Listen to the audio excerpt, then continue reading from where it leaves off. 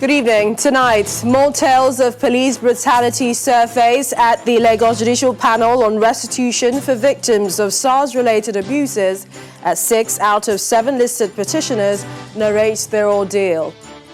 Ebonyi State Governor Dave Umahi raises alarm over plan by some prominent persons to instigate crisis in the state, asks residents to resist being used to foment trouble. House of Representatives Committee call on President Buhari to disband the Presidential Task Force on the decongestion of traffic at the Apapa port in Lagos. And Ethiopian forces capture capital of Tigray region, Mekelle, from the Tigray People's Liberation Front. Plus, you'll see business and sports. On business news tonight, President Muhammadu Buhari to roll out the auto gas scheme for cars on December the 1st under the National Gas Expansion Program. And on sports news tonight, the Tigers of Nigeria beat hosts Rwanda to maintain a perfect record at the 2021 AfroBasket qualifiers.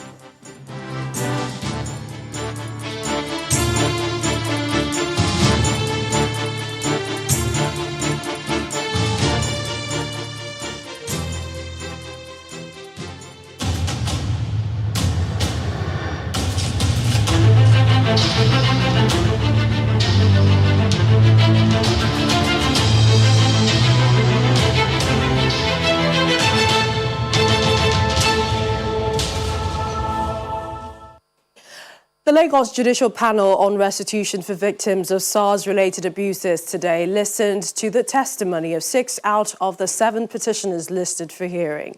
In the first case, the petitioner, 33-year-old Emmanuel Ajamafue, narrated his encounter with a team of policemen while he and his girlfriend were driving around 7 a.m. on April the 13th, 2019. He said the policemen claimed that they had flagged him down, but he refused to stop. His explanation that he was not aware led to an argument, after which he was shot. Due to the argument between me and the police while I was still inside my car, I was shot on the head by Inspector Dana Ojo while I was still inside my car. And Mr. Inspector Dana Ojo also shot my girlfriend, late Adaobi Fanyi, on her leg and stomach. After the life-threatening injuries of gunshot wound on my head, I was lucky to survive. While my girlfriend, late Adaobi Fanyi, died at the hospital. The police involved were arrested are Inspector Adamu Usman, Sergeant Adeyeye Adeoye, Sergeant Kashim Tijani, Sergeant Lucky Akigbe, and Sergeant Paul Adeoye. While Inspector Dana Ojo, who escaped immediately after the incident. No condolence visit or message was received by the Nigeria police to me. I want the judicial panel to remind the Nigeria police on my case and make sure Inspector Dana Ojo is arrested and face justice, and also fulfill their promise by the Commissioner of Police in settling my medical bills and expenses. You have mentioned so many names here, and we have not received the facts from those you mentioned. One, whether they are fictitious names.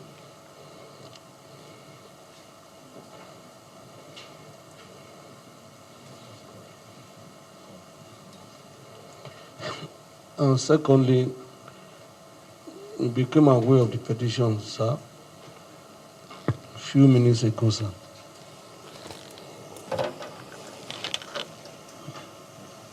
Okay, sorry, sir. We're 27, okay, 27, yes, sir. Meanwhile, the second petitioner who testified told the panel how her husband, a LASMA official, Mr. Adeyemo Rotimi, was shot at his duty post in the Yanopaja area by a SARS official on November 28, 2018, exactly 2 years ago. She's seeking support for the education of her children to guarantee their future. I'm the wife to the death of the man, the last man that died on the 28th of November 2018, which makes it exactly 2 years today. My sister-in-law and the friends, they came to my house because that is the one I was expecting. Immediately, I opened the door. What did they come to tell you, your sister-in-law and crew? They lied to me at that point. They said, your husband, because he was the one I'm expecting to see. So immediately I saw them, I was like, what happened? I'm supposed to see my husband, not anybody at this hour. They now said he had an accident, that he was rushed to hospital, Ebonyi, that the accident was fatal. That was how they picked me down to our family house at Ipaja. So that was how they took me from home, because they said we are going to the hospital at Ebonyi. That is a very fatal one. It needs blood, it needs money. I said, let's go. When we get to Ipaja, they now turned to our family house side. I was like, you said my husband is in the hospital. Why are you taking me down there? They said he needs a lot of blood. So they took me down to Olubondu, that our family house. That was where they broke the news that my husband is dead. Both psychologically, physically, emotionally, I've not been stable since then. Okay. Even leaving me alone with 3 kids, I don't have any amount in mind. But the future of my children is the most paramount for me. How they will live comfortable life, give them a good education till they get to university. Madam, will you be surprised to hear that your brother-in-law and last month's official who were present at that time lynched that man to death? No, sir. No, sir. He wasn't lynched to death that day. No. But he later died. I don't know.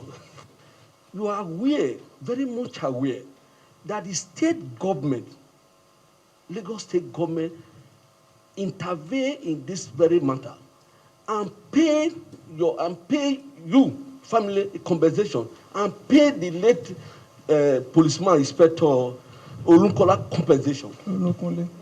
No. Olukola. Olukunle. Late Olukule. Olonode. The state government paid them because the matter was almost escalating. The government had to intervene immediately.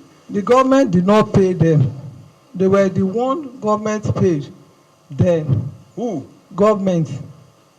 I said it that Lagos State compensated us and LASMA official.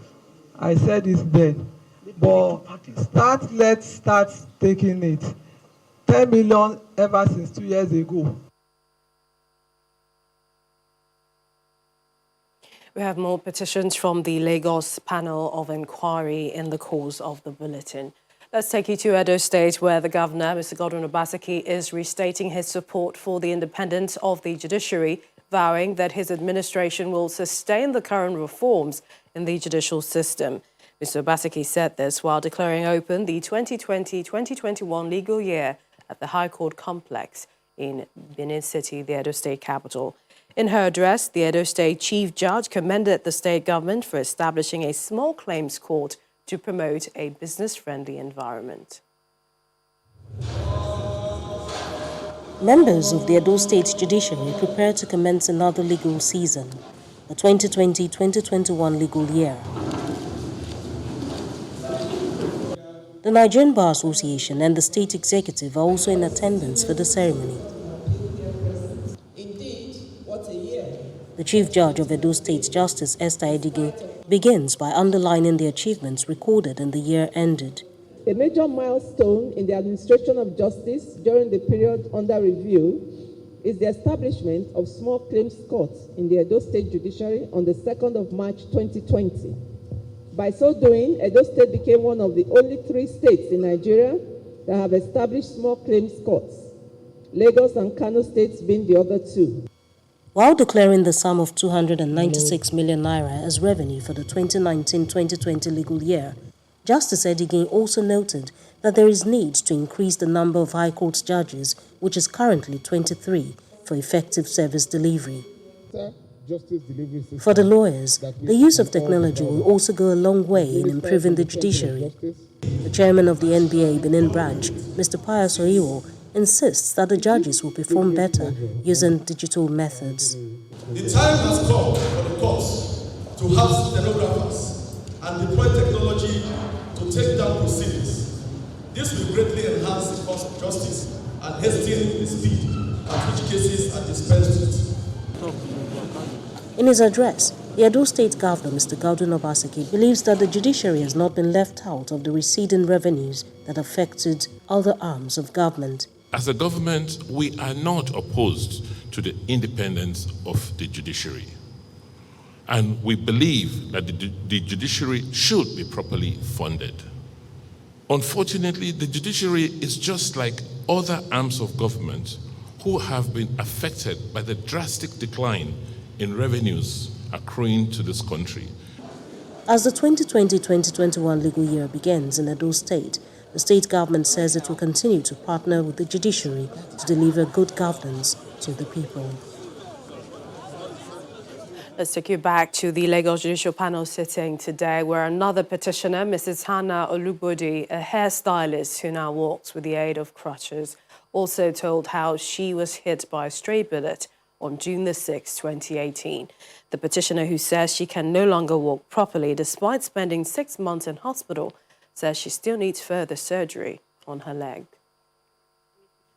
When I came back from work, my children and my husband, we came back together.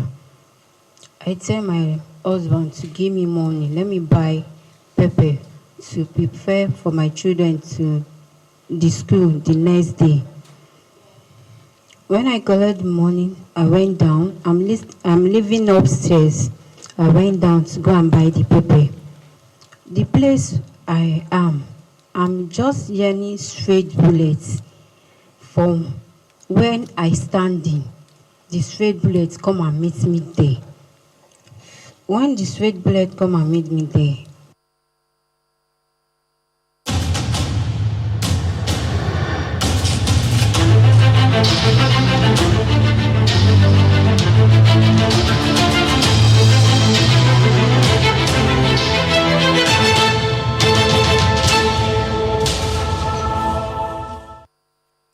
In part 2, after the break, gunmen suspected to be Boko Haram terrorists kill at least 40 people in their rice farms in Borno State. Please join us again.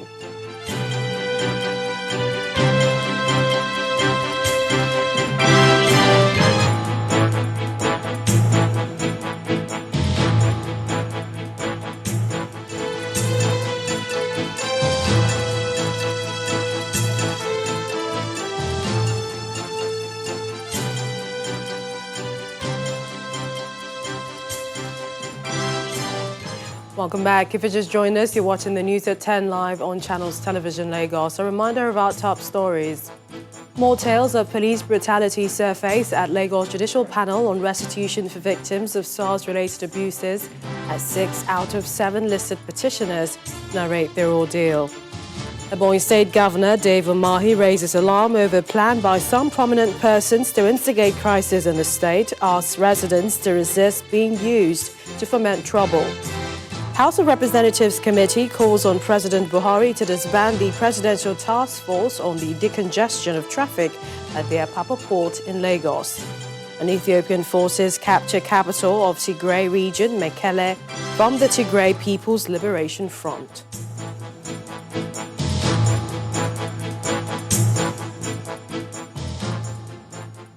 The House of Representatives Technical Committee on Customs and Excise is asking President Muhammadu Buhari to issue an executive order for the use of part of the revenue generated by the Nigeria Customs Service to carry out repairs on the access roads leading to the nation's ports.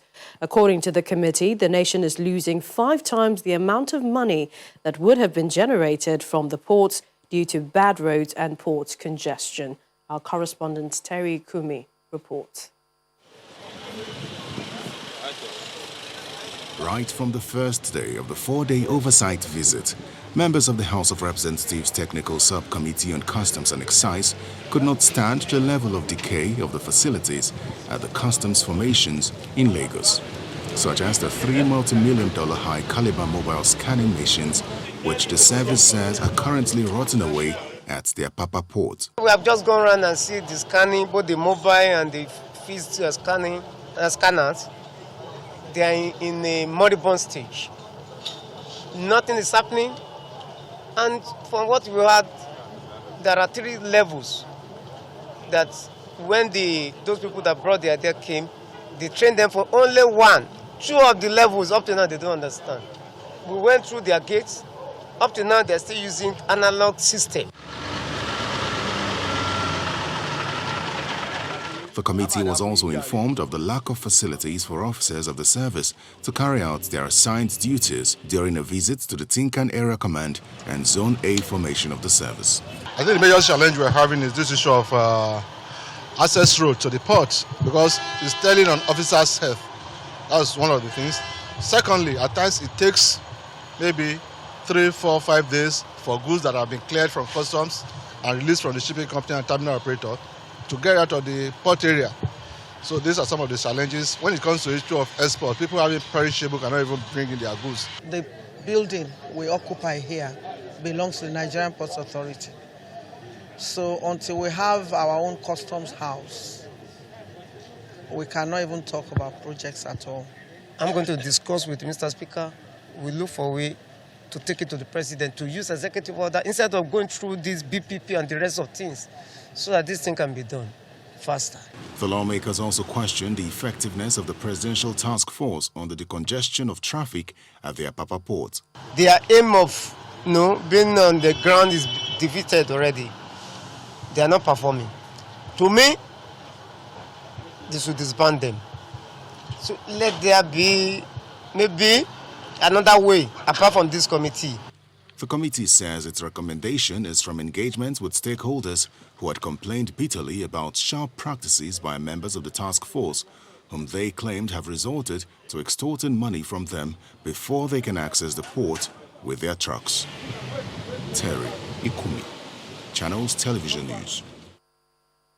Into party politics, a former national vice chairman and ex-acting chairman of the All Progressives Congress, Mr. Hilad Etta, has dragged the party before a federal high court in Abuja, asking it to nullify the caretaker extraordinary convention planning committee of the party and declare him as the acting national chairman of the party.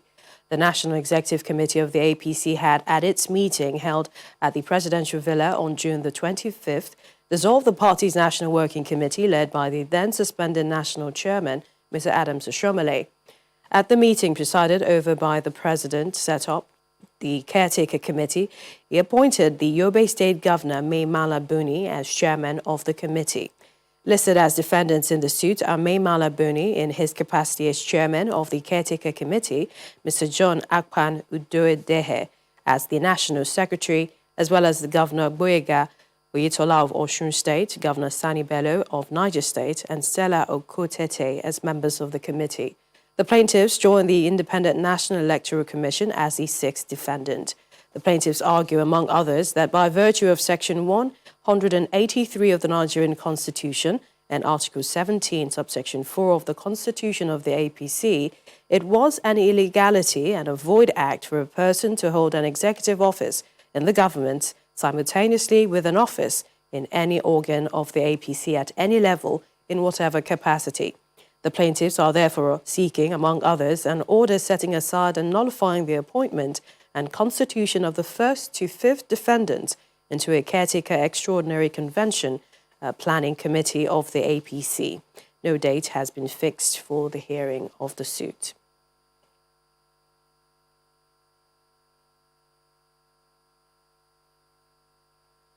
Now, Governor Dave Umahi of Ebonyi State has raised an alarm over what he termed a plan by some prominent people to instigate crisis in the state.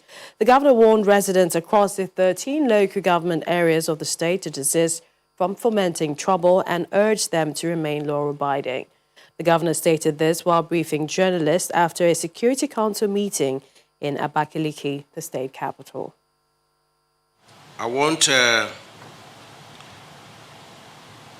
the press to note that I reported an allegation of some Ebonyi people that are engaging cultists, and according to them, some IPOB members, to start killings and crisis in Ebonyi State in the name of fighting Ebonyi State government and the governor.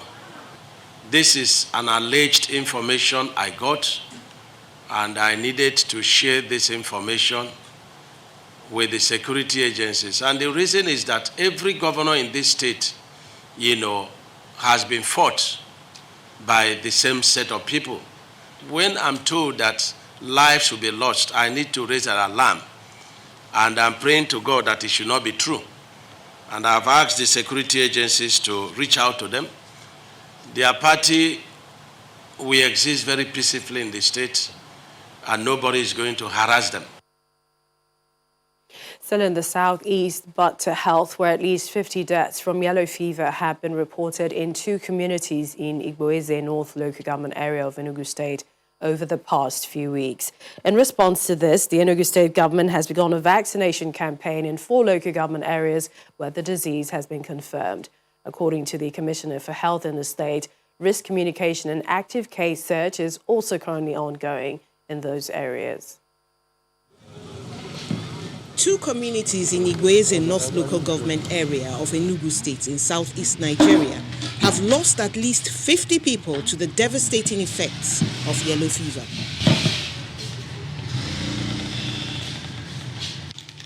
The yellow fever vaccine is about 70 years old, but was only incorporated into the expanded program on immunization, EPI, in Nigeria in 2004, and was only available for infants. The answers to these prayers may be the arrival of the Commissioner for Health and his team to give direction to the community. Now everyone, including adults, are getting the vaccine. They're supposed to get yellow fever vaccine at 9 months. So when they get the yellow fever vaccine, that person is supposed to be protected for life, since mosquitoes cause the illness.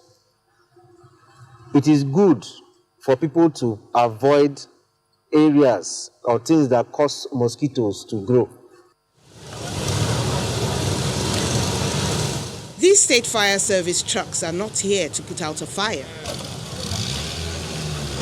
but their powerful hoses are coming in useful to spray insecticides into the community and kill off some of the Aedes aegypti mosquitoes, the vectors of the yellow fever virus.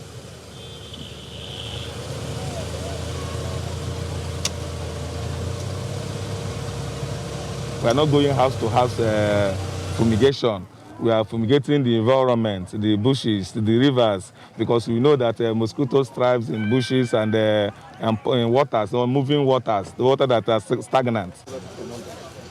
The state is conducting similar vaccination campaigns in Nsukka, Isiuzo, and Ekiti. Governor Nyesom Wike of Rivers State has re-echoed the need for restructuring in Nigeria to engender peaceful coexistence among all ethnic nationalities in the country. He made the statement when the Tiv community in Rivers State paid him a courtesy visit in Government House, Port Harcourt, where he commended the peaceful disposition of the TIV in the state. The chiefs share the same, virtually the same relationship with River State. They are part of the minorities in Nigeria, just like we are also part of the minorities in Nigeria. We are talking about marginalization. Marginalization is not only to the people of River State and the polyethnic nationality, also to the chiefs. And that is why our position is very clear. The time has come that this country has to be restructured. I felt that what affects the people also affects us.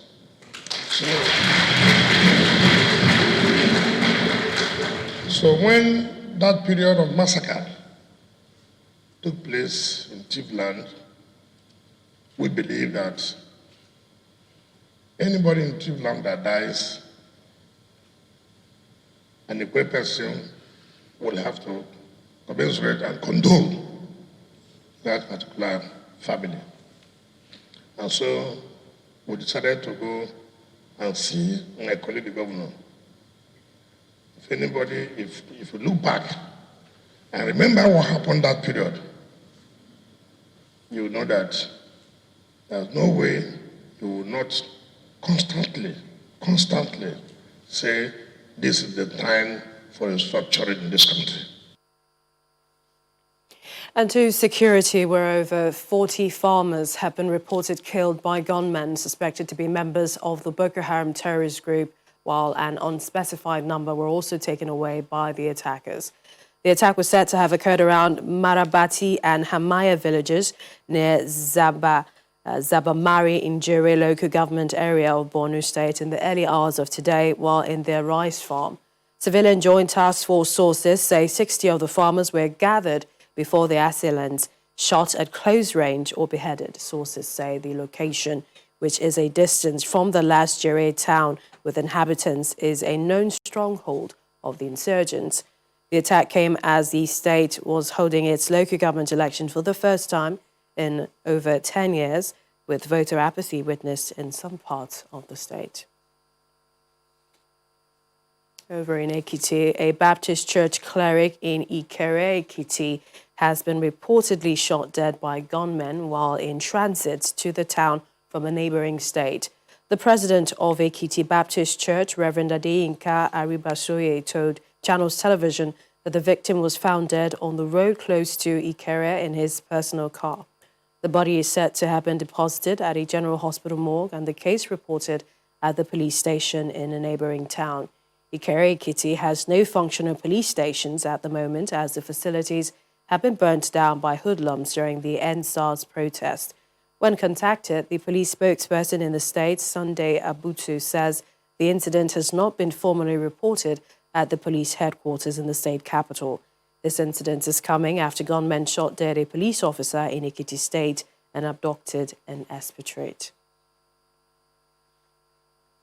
Now, the Air Task Force of Operation Lafia Dole continues its onslaught against terrorists in the northeastern part of Nigeria, with members of the Islamic State of West African province, ISWAP, coming under airstrikes in Borno State.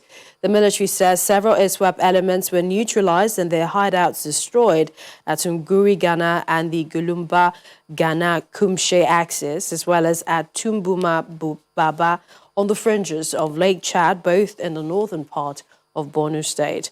In a statement, the coordinator of the Defense Media Operations, Major General John Enenche, explains that the airstrikes were executed November the 27th under a new subsidiary operation.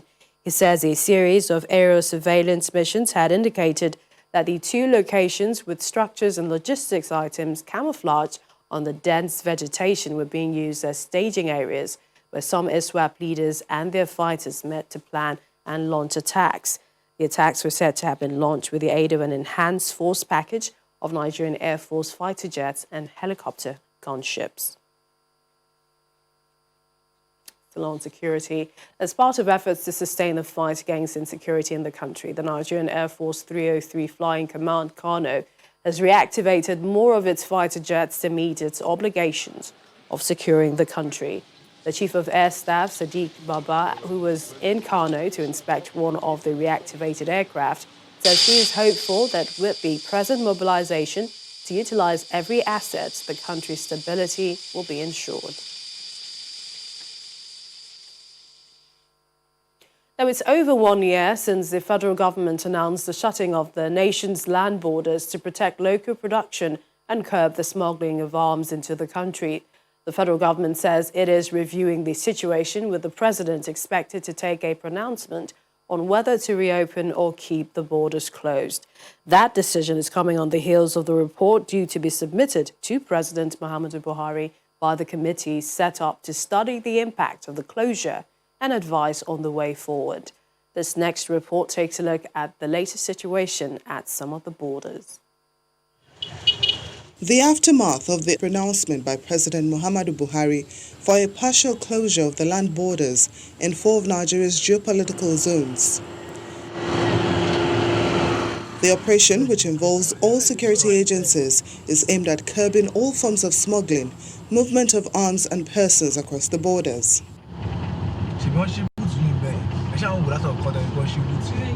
The spokesperson of the border drill operation, Mr. Joseph Atta, explains that several meetings are ongoing among delegations from Nigeria and its neighboring countries to find lasting solutions to the various issues at stake. Government is reviewing the outcomes of all this diplomatic engagement as soon as government is convinced that the concerns that necessitated the partial land border closure is met. Those concerns, as soon as government is convinced that those concerns have been met, I'm sure government will take appropriate decision.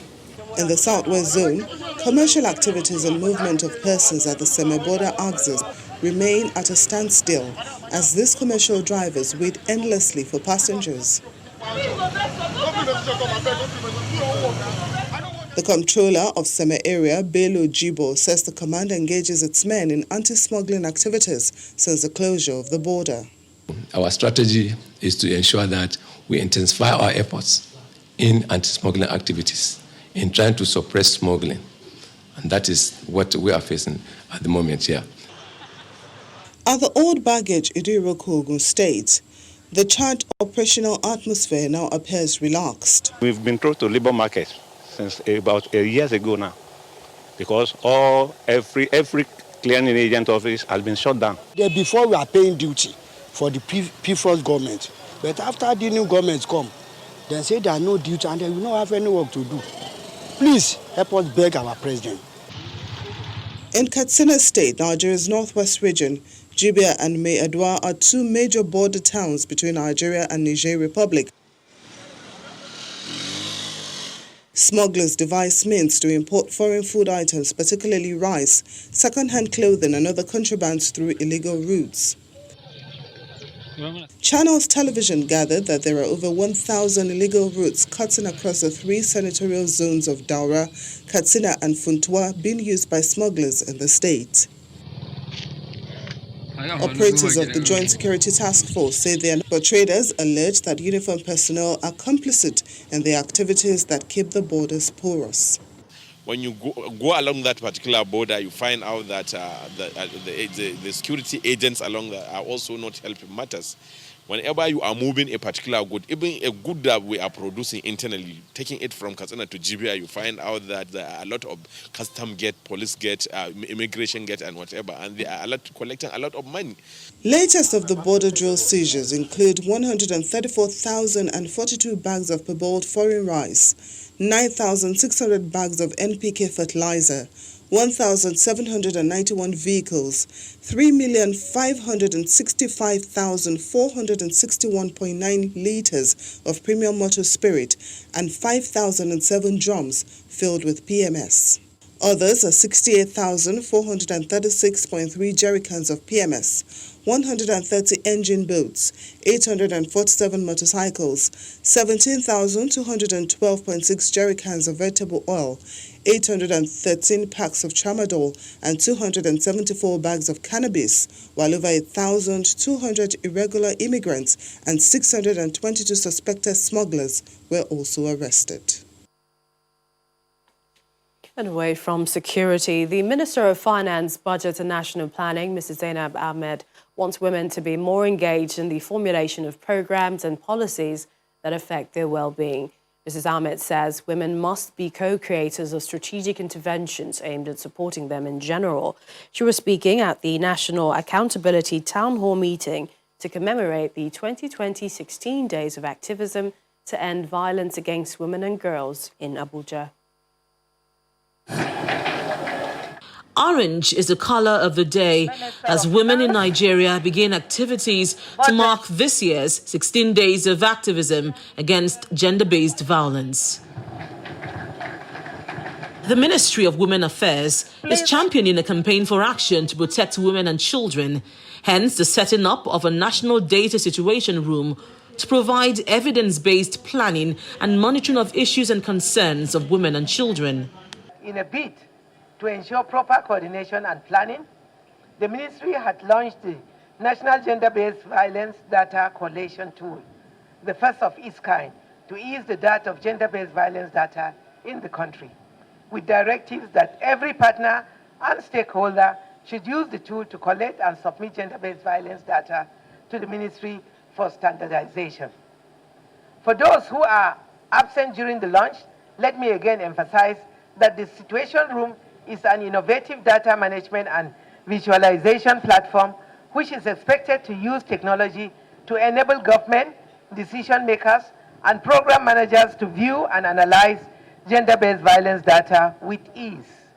The enforced lockdown because of COVID-19 heightened the gravity of violence and sexual abuse against women and girls. According to the Ministry of Women Affairs, 28% of Nigerian women between the ages of 25 and 29 have experienced some form of violence at one time or the other. This informed the setting up of an interministerial committee on the eradication of sexual and gender-based violence against women. Women must sit at the table and be co-creators of any strategic intervention that is aimed at supporting women generally, including women-owned businesses more specifically. It is not enough to simply have women in leadership positions. They must be given the support and the tools with which to succeed and to make a strong contribution. Part of this process will include dialogue, as well as partnership with women-focused groups, both in the private and the public sectors, and as well as with civil society organizations. The Minister of Women Affairs also launched the He for She campaign, an advocacy which will bring men on board in the fight against gender-based violence. Meanwhile, the campaign against gender-based violence has been taken to female secondary school students in Niger State amid reports of rising cases of the menace in the state.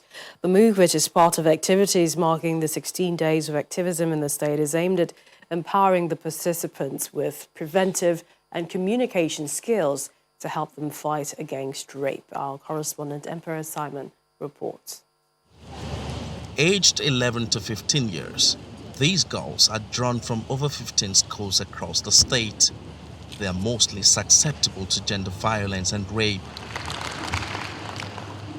In 2019, at least 400 cases of rape were reported to the Rayua Sexual and Reproductive Center in Minna, and most of them involved teenagers and adolescents. There is fear the figure may have doubled in 2020. The Race Foundation, Dr. Amina Abakar. Organizers of the forum, including wife of the Niger State Governor, believe empowering the participants with relevant skills will help tackle the menace of gender violence. This is a general issue that affects both boys and girls. So boys are taught in a different way because as well as being victims, they are also the perpetrators. So if they are taught on really how they should handle things, that protects the girls from getting molested and they become protectors themselves. The perpetrators of rape are not strangers. Caregivers and relations are also involved.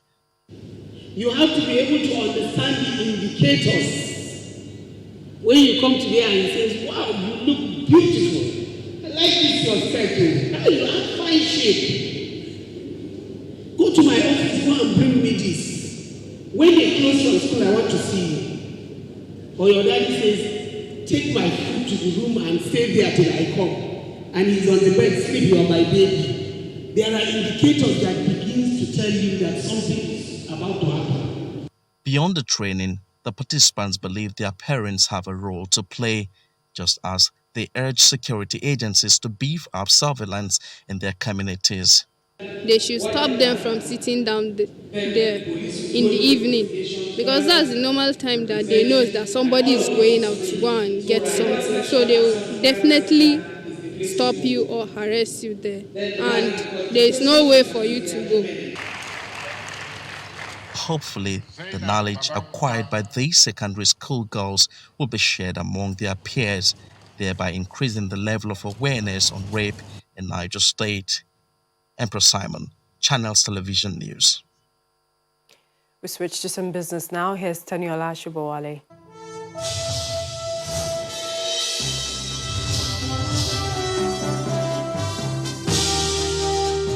Thanks a lot, Millicent. Welcome to Business News. President Muhammadu Buhari will, on December the 1st, launch the auto gas scheme as part of efforts by the federal government to create alternative fuel for cars.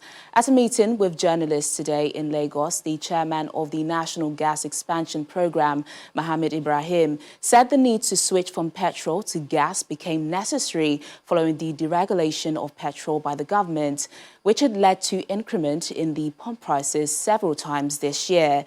Mr. Ibrahim mentioned that the Department of Petroleum Resources had issued new guidelines which would be available nationwide within 30 months and would encourage multi-fuel model cars for existing filling station. He also explained that the auto gas scheme is also expected to create about 12.5 million direct jobs and indirect jobs for Nigerians.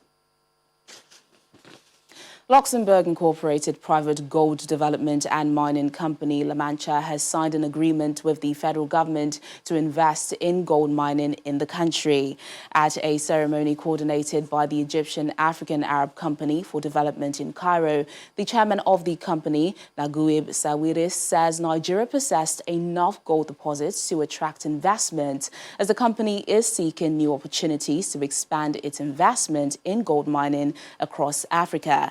On his part, the Minister of State for Mines and Steel Development, Uche Oga, says Nigeria stands to benefit immensely from the partnership with La Mancha, as portfolio companies involved in the deal have a market capital in excess of $10 billion and over 1.2 million ounces of gold production. The National Insurance Commission says it is compiling the list of insurance companies for necessary regulatory sanctions over unsettled claims, which industry experts have estimated to be over 40 billion naira. The Commissioner for Insurance, Mr. Sunday Thomas, told journalists in Lagos that the move is part of efforts to further reposition and strengthen confidence in the industry. He also directed underwriters to pay attention to claims payment, adding that the unfortunate events which occurred during the NSAS protest is a wake-up call for insurance firms to engage in massive awareness programs on relevant insurance cover for lives and property of individuals and or businesses. Despite the central bank's continuous intervention at the foreign currencies market, the Naira remained under pressure for most of the week due to increased demand for forex by end users for year-end travel and festivities. The local currency closed the week at 319 Naira 25 kobo against the dollar at the investors and exporters window, 388.50 at the Nigerian Autonomous Foreign Exchange window and 490 at the Bureau de Change window. Meanwhile, the CBN has directed BDC operators not to sell dollars higher than 392 to end users as it continues its forex management strategy and stronger commitment towards exchange rate unification to support the Naira. Activities at the bond market ended with mixed sentiment across board this week, with slight buying interest seen on the mid to long-term instruments and minimal volume traded on some maturities by investors.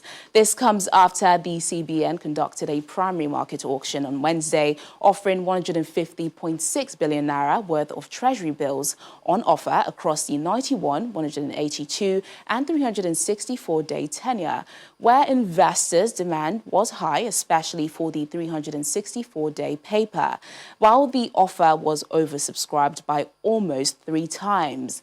Meanwhile, analysts say they expect bond yields to be depressed further following the MPC's recent decision to hold the benchmark interest rate at 11.5%.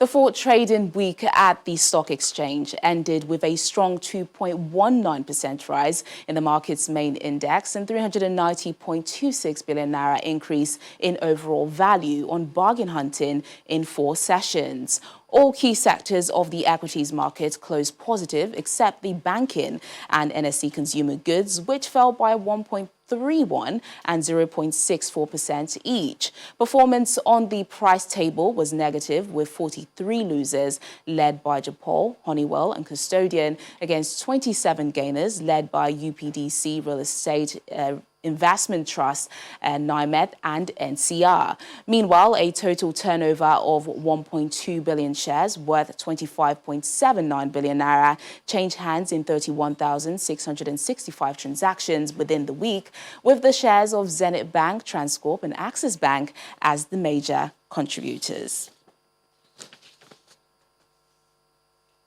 Some company news now. Stanbic IBTC Holdings says it has established its own wholly owned insurance company after its license were granted regulatory approval by the National Insurance Commission.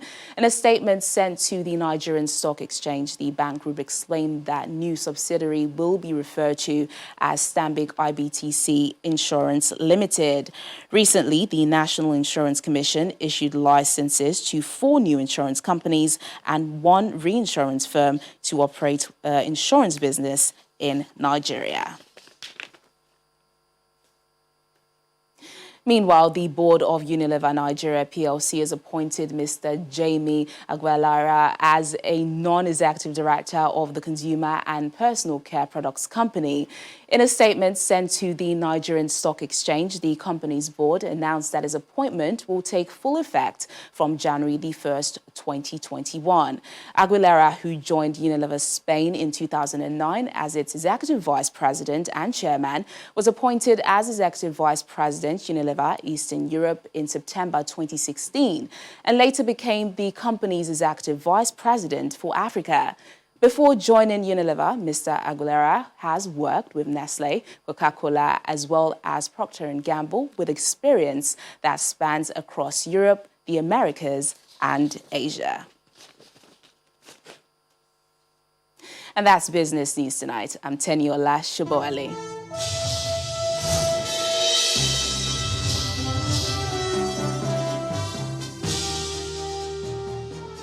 From business, let's bring you some sports stories. Here's Kayode Alayade.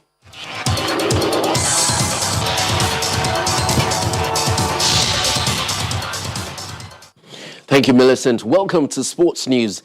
The Tigers of Nigeria have beaten hosts Rwanda 83-62 points. And that's to maintain a perfect record at the 2021 AfroBasket qualifiers at the Kigali Arena.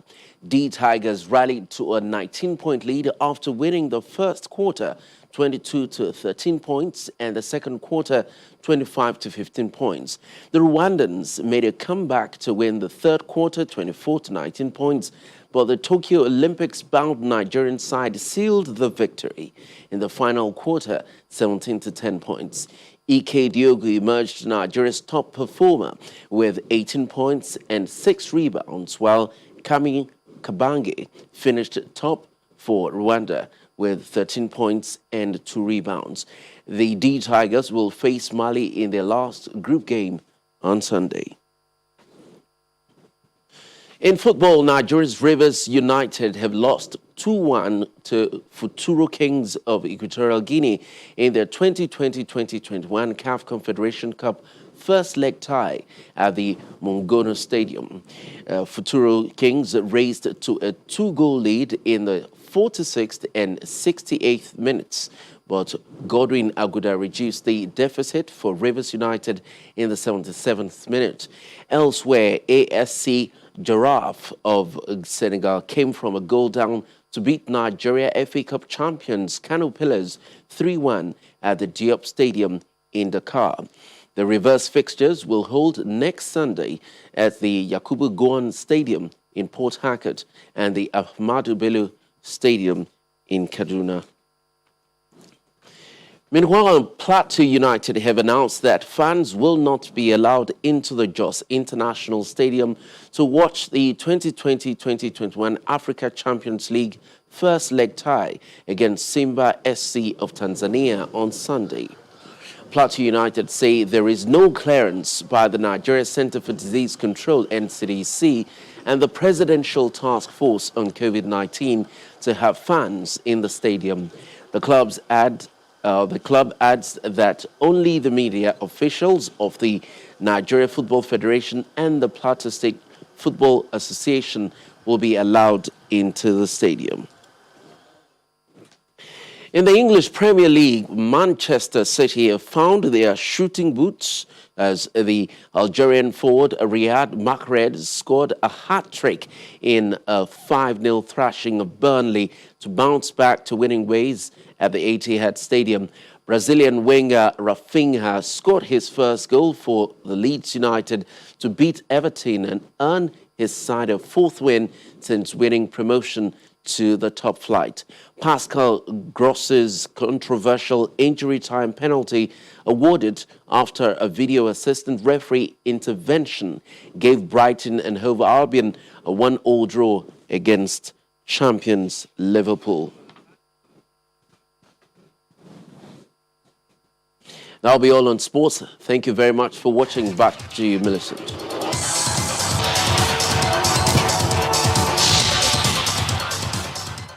Thanks, Kaide. On to the international scene. Ethiopia's Prime Minister Abiy Ahmed says government forces are now fully in control of the regional capital of the northern Tigray region. The army earlier entered Mekelle as it stepped up its offensive against the Tigray People's Liberation Front.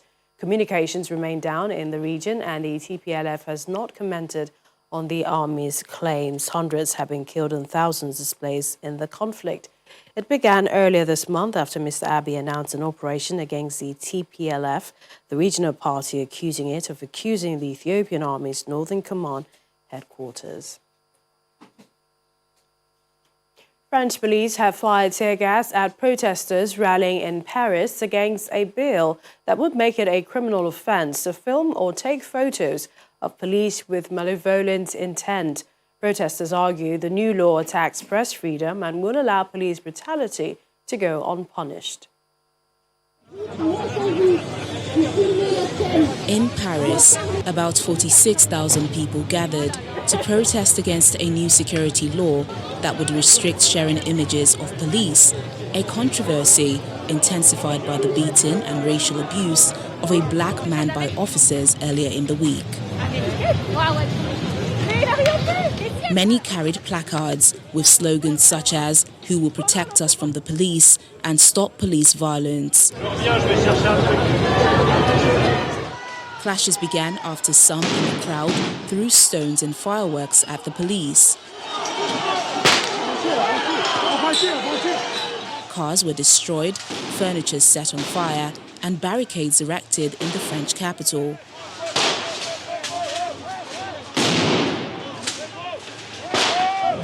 Opponents say the bill undermines press freedom to document police brutality, but the government says it will help protect officers from online abuse. The bill was backed last week by the lower house of parliament and is now awaiting Senate approval. French President Emmanuel Macron on Friday said the images of police beating a black music producer put shame on the country, with top politicians and sportsmen expressing outrage over the incident. The officers seen in the video have since been suspended and are under investigation.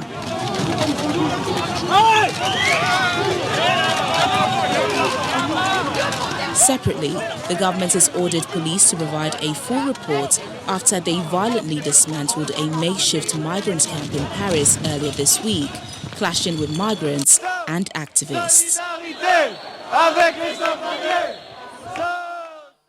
And the main news again. Today, more tales of police brutality surfaced at the Lagos Judicial Panel on restitution for victims of SARS-related abuses, as 6 out of the 7 listed petitioners narrated their ordeal in the hands of operatives of the disbanded Special Anti-Robbery Squad. Also today, the Ebonyi State Governor, Ebonyi, raised the alarm over plans by some prominent persons to instigate crisis in the state. The governor asked the residents to resist being used by anyone to foment trouble.